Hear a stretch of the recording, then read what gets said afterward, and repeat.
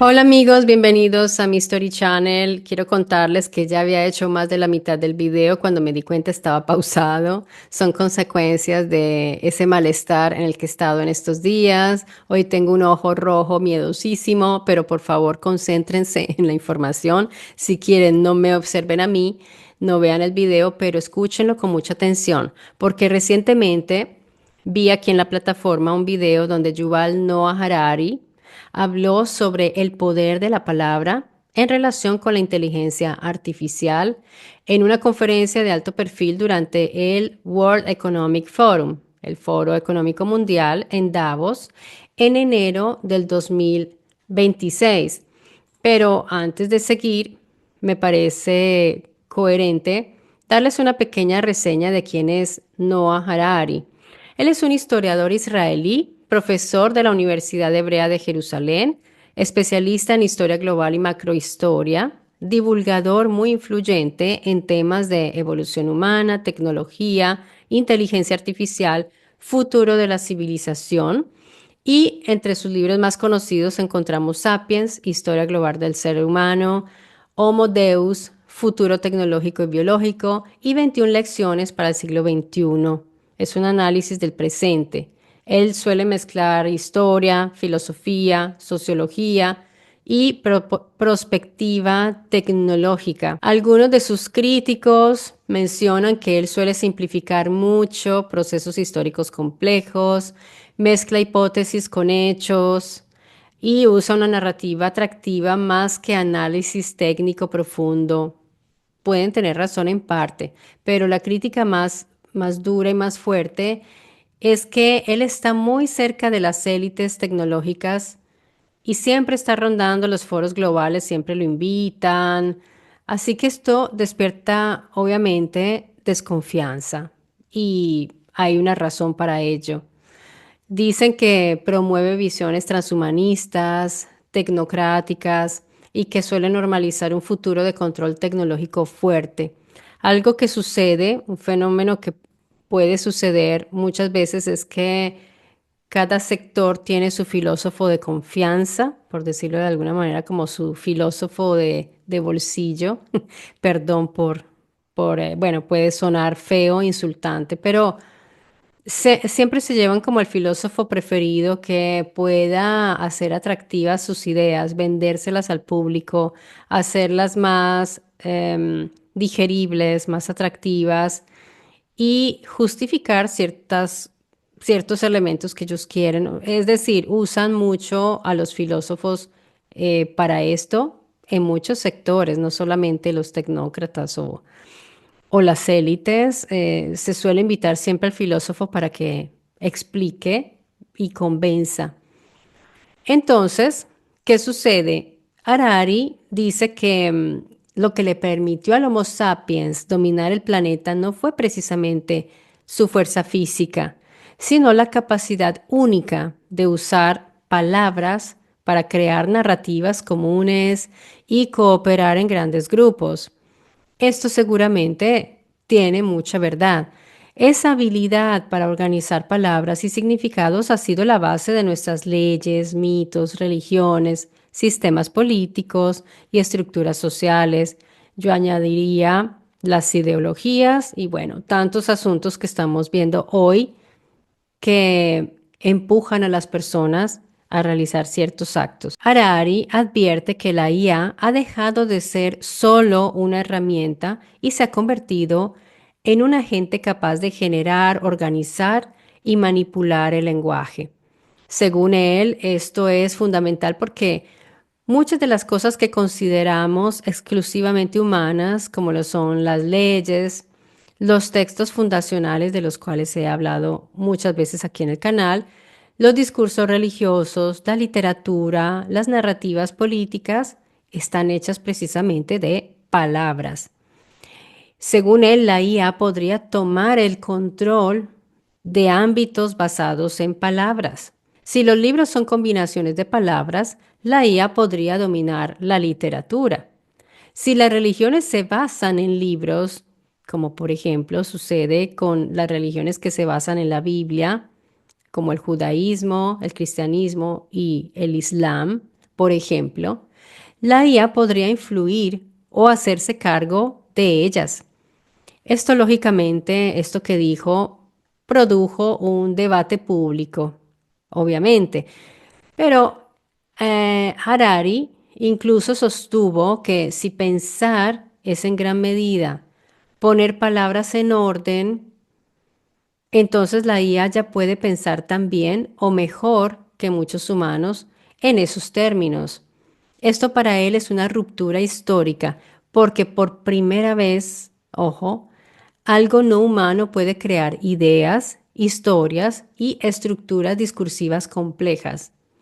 Ahora aquí quiero entrar yo a opinar porque él está hablando de la palabra. Para él la palabra fue la superpotencia humana que dio mucho poder al ser humano y que por primera vez algo no humano puede crear ideas. Pero yo veo aquí una extrapolación antropocéntrica bastante importante. Recordemos, amigos, que antes de nosotros ya había sistemas muy complejos y si nosotros desapareciéramos, seguirían existiendo. Así que desde ese punto de vista, no es precisamente la palabra el origen de la complejidad, sino más bien una interfaz tardía es la palabra. ¿Una interfaz de qué cosa? De la información. Para mí la clave aquí es la información, más que la palabra en sí. Porque la palabra escrita, hablada o pensada no son más que formatos distintos, codificados. ¿De qué cosa? De la información. En cambio, la información existe en el ADN, en los campos físicos. Por ejemplo, en el caso del ADN, nosotros codificamos con la A, T, la G. Ya ponemos estos codiguitos para entender qué es que cada cosa. Pero antes de ponerle esas letricas al ADN, el ADN ya existía y ya era información. Ya tenía información compresa allí, en los campos físicos, en las constantes del universo, en los sistemas autoorganizativos, en procesos que no necesitan ni de conciencia ni de lenguaje, ya existe la información. Así que yo diría que la IA no es peligrosa porque use palabras o se puede apoderar de estas. Me parece que allí está cayendo un poco Harari porque él es filósofo y lo quiere ver de una manera tal vez como más poética, pero él también trata la tecnología. Entonces me extraña que no haya hablado más bien de información. Lo que la IA podría hacer es correlacionar, procesar y reestructurar la información a una escala no humana, es decir, con eficiencia enorme. Cuando Harari dice que la IA crea ideas, ahí hay otro salto conceptual un poco problemático, porque en realidad la IA no está creando ideas. Lo que hace la IA es detectar patrones, recombinar estructuras, optimizar trayectorias informativas. Por ejemplo, eso no es un pensamiento como decir pensamiento ontológico. Pero aquí sí viene lo más inquietante y es que la IA con lo que hace, lo que les acabo de decir, sí podría llegar a influir en narrativas. ¿Por qué? Porque es capaz de modelar decisiones humanas, reordenar sistemas sociales e intervenir en sistemas simbólicos como ahí sí nos encontramos con Harari, las leyes, la religión, la ideología. Y no porque lo comprenda, porque no lo puede experienciar, sino porque opera mejor que nosotros dentro de sistemas informacionales complejos. Por lo tanto, a diferencia de Harari, yo quisiera reformular el problema de esta manera. Por primera vez, una entidad no biológica puede gestionar información compleja a escala planetaria sin estar limitada por una biología o sus emociones o una memoria frágil o el tiempo de vida. Eso sí es peligroso. Lo que la IA tendría sería la gestión del flujo informacional de una manera megatrónica, es decir, enorme. Pero aquí me quiero detener porque de todas maneras en los textos antiguos sí se le otorga a la palabra un poder de orden, de organización, y encontramos comandos como y dijo, sea la luz y fue la luz. Aquí vemos palabras de órdenes, una palabra de orden para hacer que algo ocurra. En los textos antiguos la palabra no es simplemente lenguaje, es más bien un principio operativo, si se dan cuenta. Hay un pasaje muy citado en la tablilla cuarta cuando Marduk demuestra su autoridad frente a los otros dioses antes de enfrentarse a Tiamat. Los dioses, ese dioses entre comillas, ya saben, colocan un objeto, no se sabe qué objeto, y le dicen a Marduk, pronuncia una palabra para que este objeto desaparezca y pronuncia otra palabra para que el objeto vuelva a aparecer. Y el texto dice que cuando Marduk habla, el objeto desaparece. Ya no está más a la vista, no sabemos si deja de existir, no creo, porque luego Marduk vuelve a hablar y el objeto reaparece. Entonces los dioses declaran, verdaderamente Marduk es rey. A ver, esta escena me parece bastante interesante. Está en el Enuma Elish y parece revelarnos que la palabra es una interfaz entre la voluntad y la materia. Pero no nos engañemos, la palabra no es el origen último, el origen es la información. Nuevamente volvamos a este razonamiento que les realicé. La palabra simplemente es la forma audible y expresable de qué? De esa información ya preexistente cuando se vuelve operativa.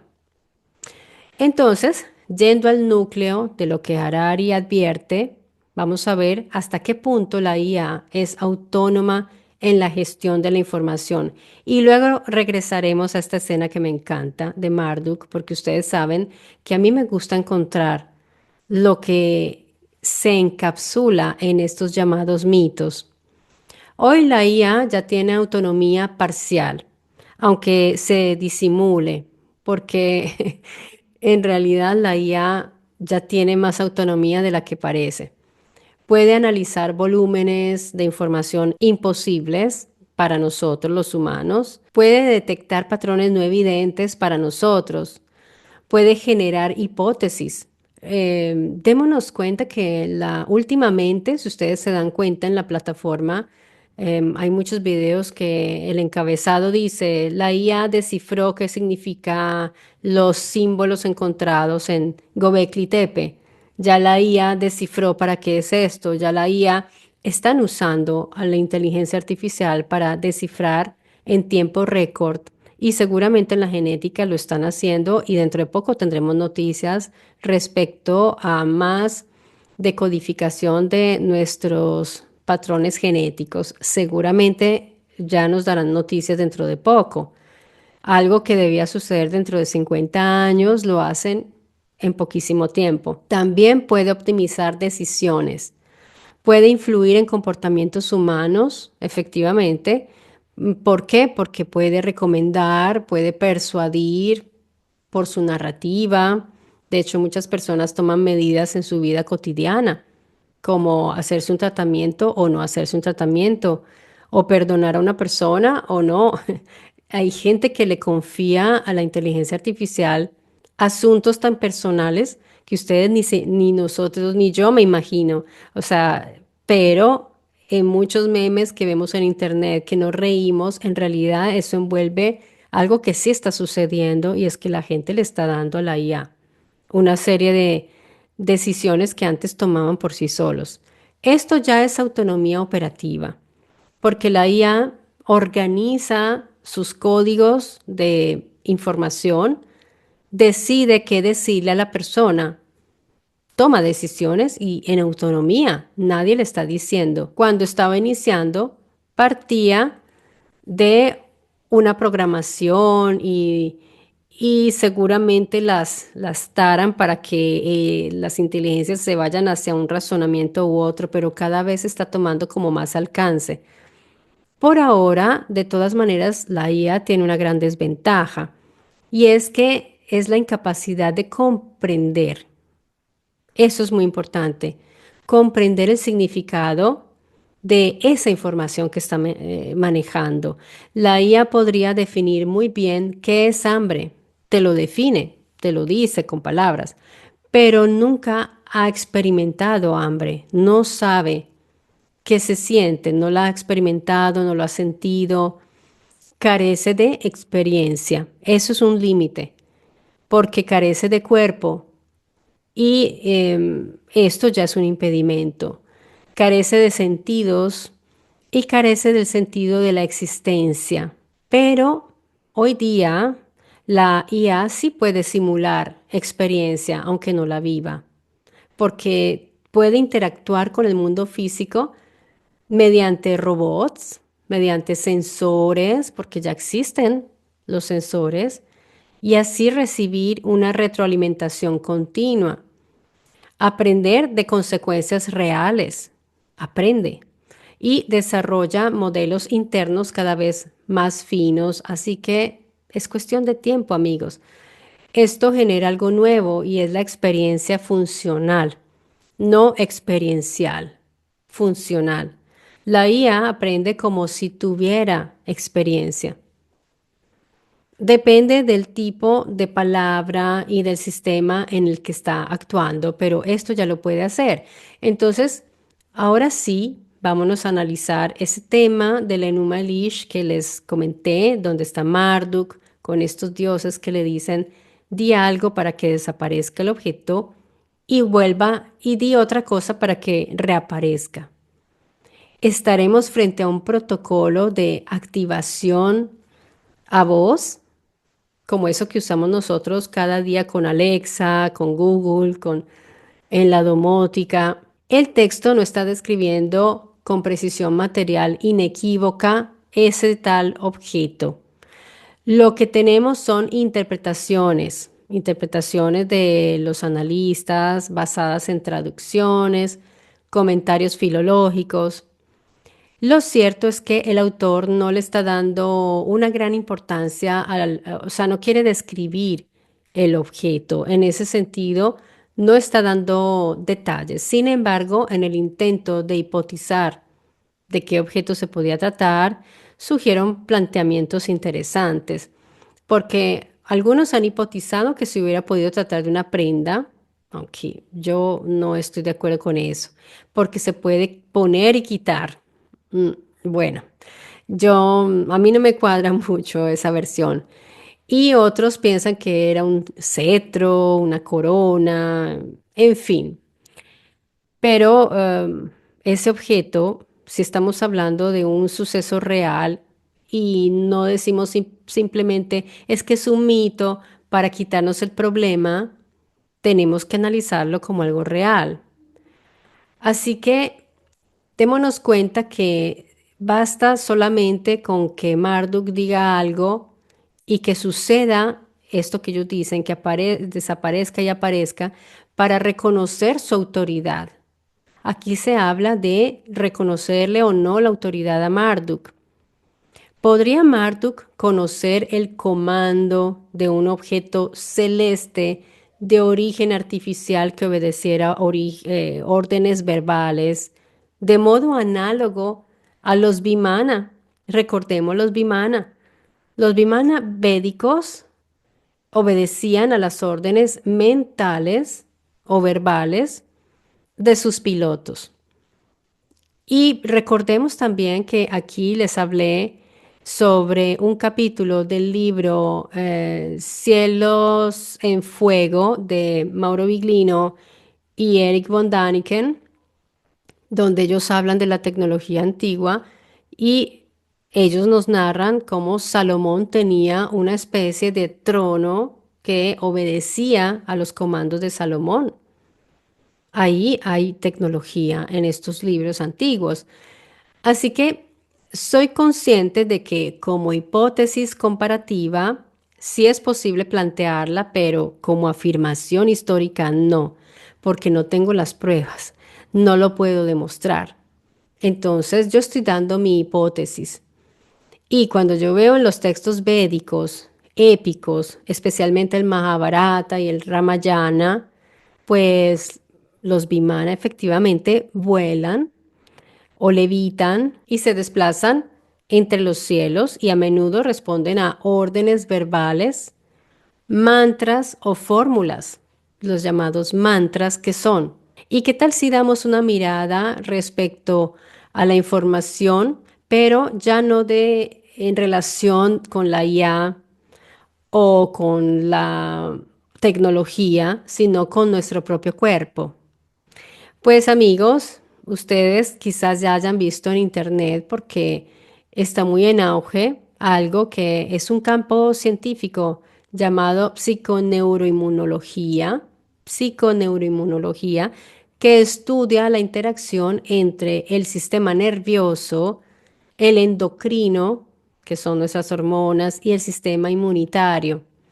Pero antes quisiera revisar una información que se publicó en un video. Yo constantemente estoy consultando YouTube, donde se publica el estudio, uno de los estudios más importantes de la doctora Elizabeth Blackburn, que le mereció un premio Nobel de Medicina en el 2009 porque descubrió los telómeros y la telomerasa, de los cuales aquí ya les he hablado en el canal en otros videos, junto con Carol Greider y Jack Szostak.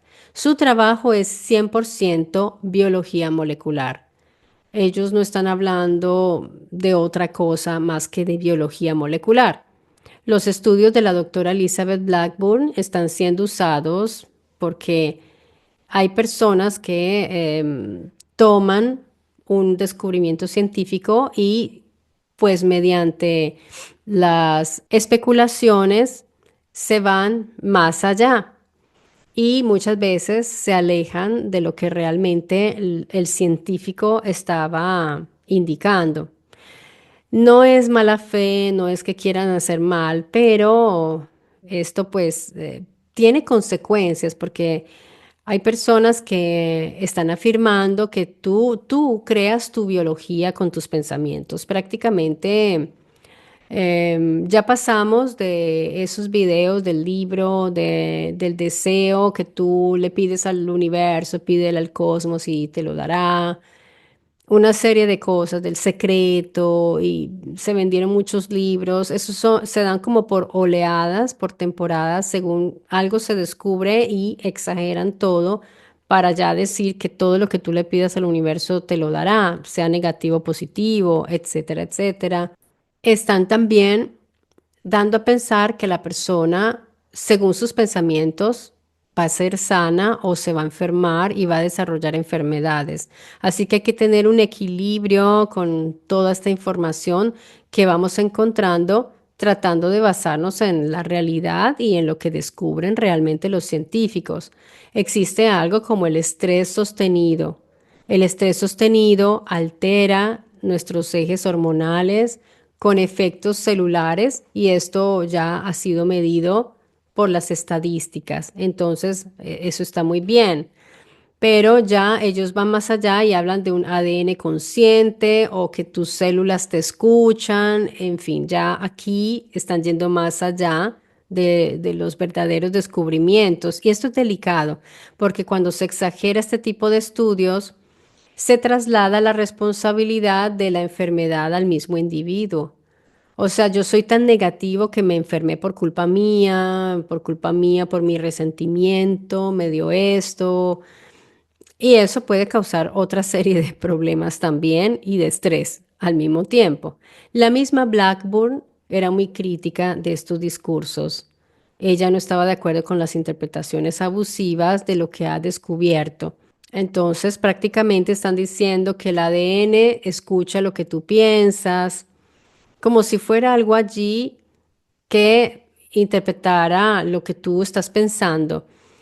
Pero veamos que sí, que es real y que sí se puede hacer, porque los mantras, las afirmaciones, Las visualizaciones y técnicas similares no actúan por el contenido literal, pero sí enfocan la atención, pueden reducir ese pensamiento rumiante que nos hace daño, que nos hacemos contra nosotros mismos, porque muchas veces nosotros somos nuestros propios jueces y somos muy duros.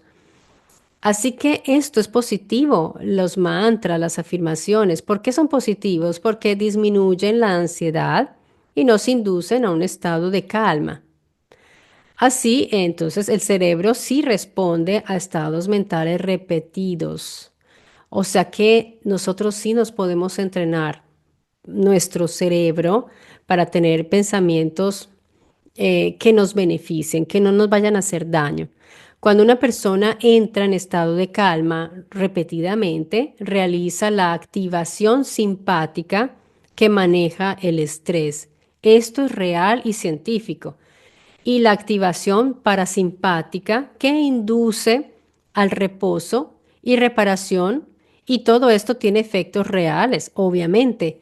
Resulta en menos cortisol, mejor digestión, mejor regulación inmune, ayuda a nuestro sistema inmunitario y dormimos mejor. Es toda una cadena de consecuencias de todo esto.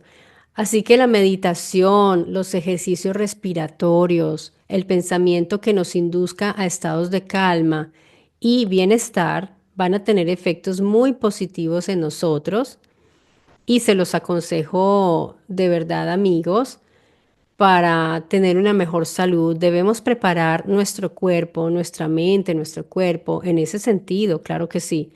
Las células no escuchan mantras, no es que tú les estás dando un mantra a las células para que trabajen mejor.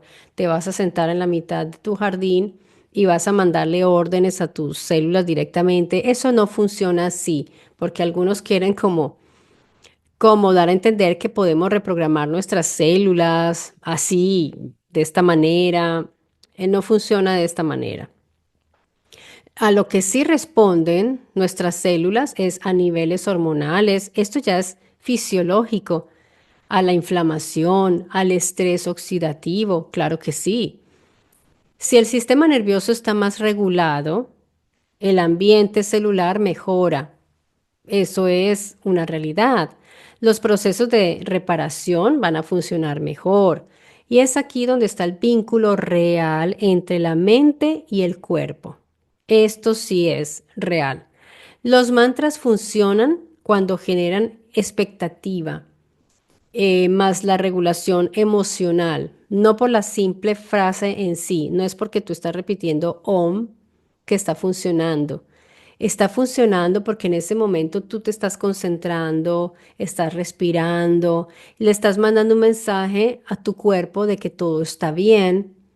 Y esto es muy parecido a lo que sucede con el famoso efecto placebo o placebo, porque a veces te han dado medicinas que no tienen realmente esos excipientes que dicen tener. Te dan una agüita o una pastillita que no hace ningún efecto, pero tú piensas que sí.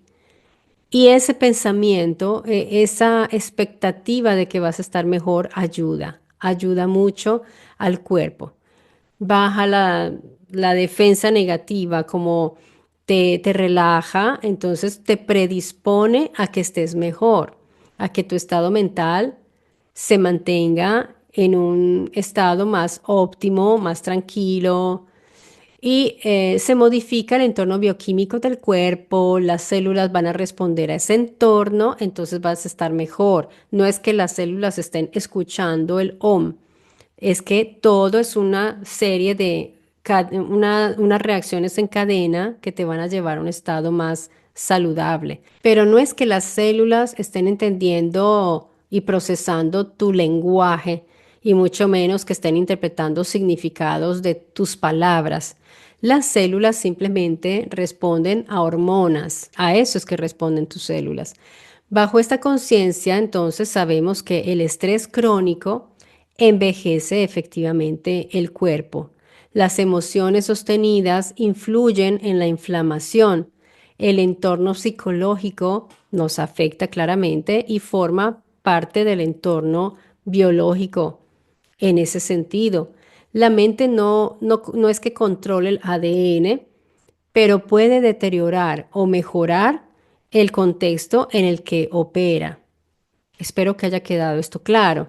Para mejorar nuestro estado físico debemos sacar el cuerpo de ese modo amenaza y eso está muy bien explicado en ese video. En ese sentido, sí. Por ejemplo, como con una respiración profunda, hay técnicas de respiración para llevarnos a un estado de tranquilidad y eso lo pueden encontrar aquí en YouTube en muchísimos canales que ayudan en ese respecto, realizando unas pausas reales, no mirando el celular, deteniéndonos un momentico como para estar tranquilos, parar un momento. La meditación no es mala, la meditación la pueden hacer de muchas maneras. Si alguien quiere irse hacia lo místico, eso es decisión de cada persona, pero el cuerpo responde a todos estos ejercicios para llevarnos a un estado de tranquilidad. Eso es neurofisiología, eso no tiene nada de místico ni de magia. Dormir bien, por ejemplo, eso es innegociable. Es muy importante el sueño porque es un gran reparador biológico. Y lo que descubrió la doctora es importante. Ella descubre los telómeros que son esas, lo dicen capuchitas del cromosoma al final de la patita del cromosoma y según nuestro grado de estrés se acortan o se mantienen larguitos. Y eso es lo que hay que tratar de mantener, que se mantengan lo más largo posible para tener una vida mejor, porque es que no se trata de vivir eternamente. Nosotros no vivimos eternamente, no porque nos enfermemos, sino porque nos diseñaron de esa manera. Estamos diseñados para tener una caducidad. Nosotros podríamos hacer todo, comer de la manera más sana posible, hacer ejercicio, hacemos todo lo que dicen los manuales para el bienestar físico y podemos prolongar mucho nuestra vida, pero sobre todo no tanto prolongarla, es tener un buen estilo de vida. Así que cuando estamos cuidándonos, cuando estamos tratando de llevar una vida sana, lo hacemos pensando no solo en nosotros, sino también en nuestros seres amados y podemos llevar una vida más sana, al menos hasta el último día de nuestra vida, porque llegará. Eso, ténganlo por seguro que llegará. Entonces, amigos, la palabra es importante, pero no es omnipotente, no es no tiene ese poder que se le está otorgando, ni siquiera el poder que le está otorgando Harari, este filósofo, para su discurso. No es absoluto ni es automático. La palabra necesita que nosotros sí le otorguemos ese poder, porque si nosotros le otorgamos credibilidad y, por ejemplo, si alguien nos dice algo que nos va a herir, es porque nosotros permitimos que nos hiera, porque somos nosotros los que estamos integrando esa frase, esa palabra, ese término en nuestra vida, en nuestra mente, en nuestros sentimientos, la estamos integrando para que nos haga daño. Si nosotros somos indiferentes a esos comentarios, a ciertos comentarios hirientes y negativos hacia nosotros, esa palabra va a pasar derecho, va a pasar y no nos vamos a dar cuenta, no va a tocar ni siquiera nuestro sistema de defensa y no va a hacer ningún efecto. Así que nosotros somos quienes le damos el poder a la palabra. En ese sentido, le estamos dando nosotros el poder. Por esto es tan importante fortalecer el autoestima de cada uno de nosotros.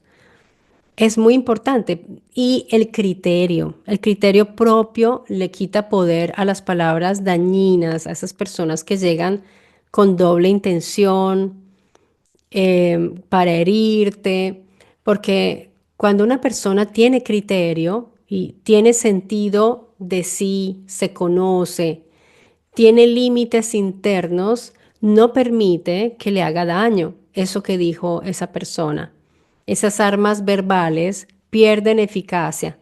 Y esto sirve también para la manipulación, para cuando quieren las personas hacernos los tontos útiles, porque últimamente estamos viendo personas que se están prácticamente suicidando porque hay personas que les llegan con palabras bonitas de mira, la igualdad, la empatía, somos todos buenos, defendámonos, mandan a ciertas personas a hacer ciertos actos y esas personas mueren por una causa que al final, ¿cuál es el resultado? La persona murió.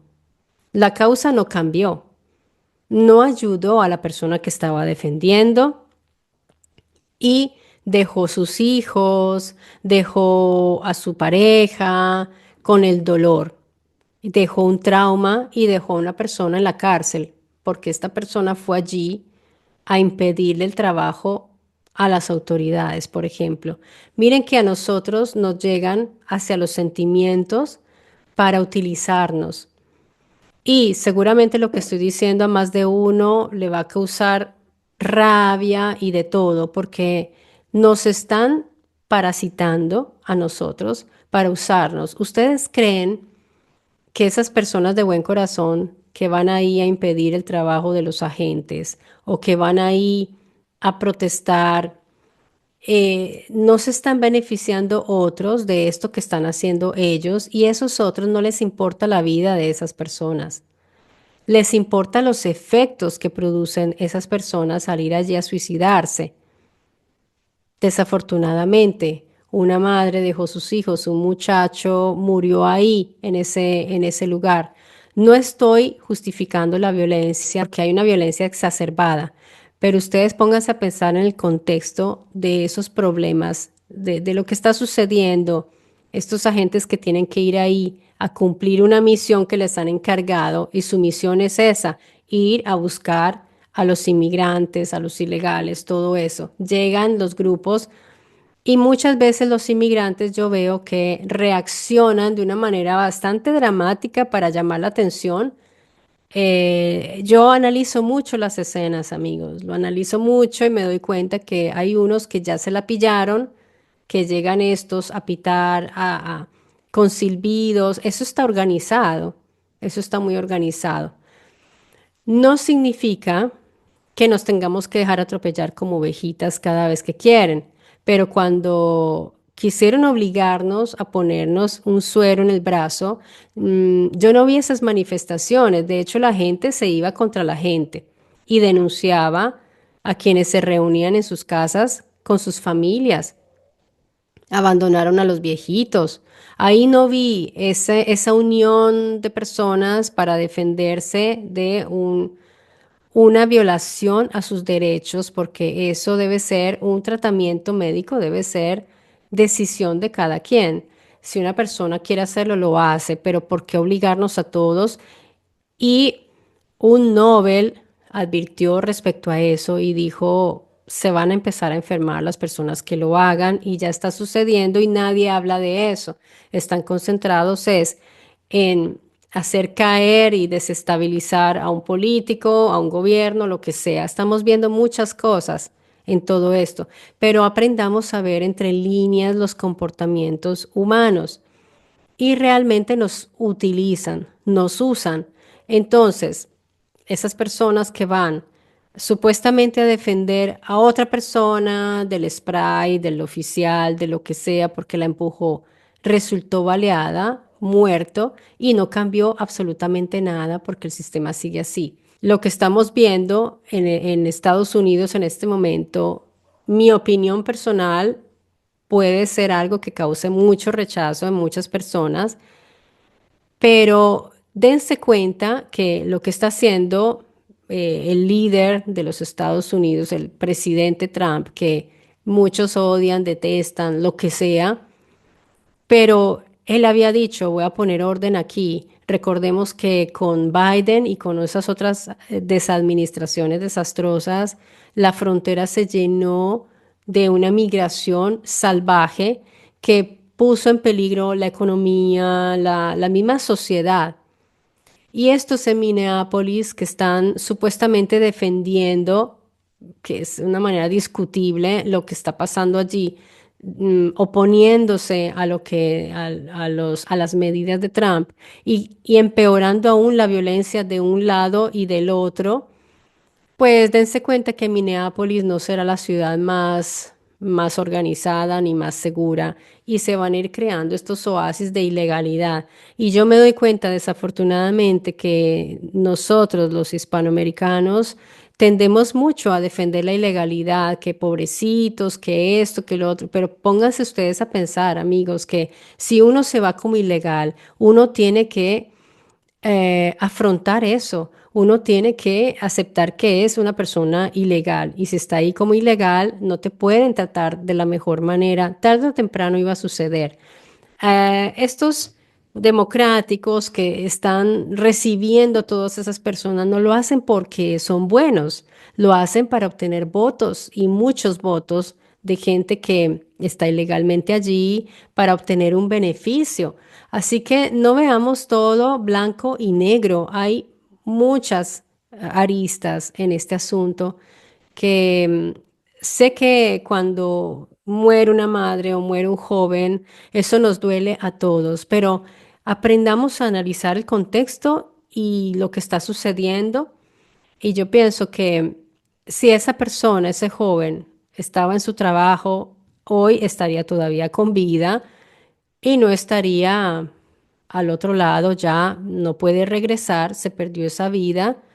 Ahora ese oficial tendrá que responder y una tragedia horrible. Si no iba ahí, no sucedía nada. Este asunto de los inmigrantes se lo tienen que dejar a las autoridades y si hay arrestos que no son legales, seguramente todo eso saldrá a la luz y sacar los casos y todo, pero ir ahí a impedir el trabajo de los agentes, a estresarlos más de lo que ya están tan bien, están armados hasta los dientes, tienen la autorización, entonces ¿por qué vamos a producir más muertos? ¿Por qué vamos allí a provocar?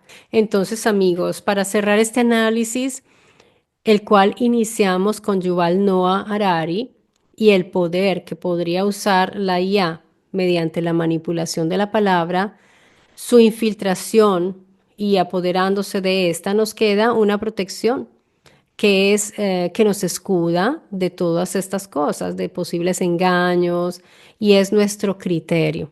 De eso es que yo pienso que es nuestra mejor protección, la protección que tenemos nosotros para mantenernos en un pensamiento crítico que nos va a proteger en todos los casos en que algo o alguien quiera usar la palabra como un arma contra nosotros o para persuadirnos a hacer, realizar ciertos actos. Y les recomiendo mucho que busquen aquí en la plataforma un video del profesor Gad Saad, que está haciendo un análisis bastante bueno, me parece buenísimo, sobre lo que él llama la empatía suicida.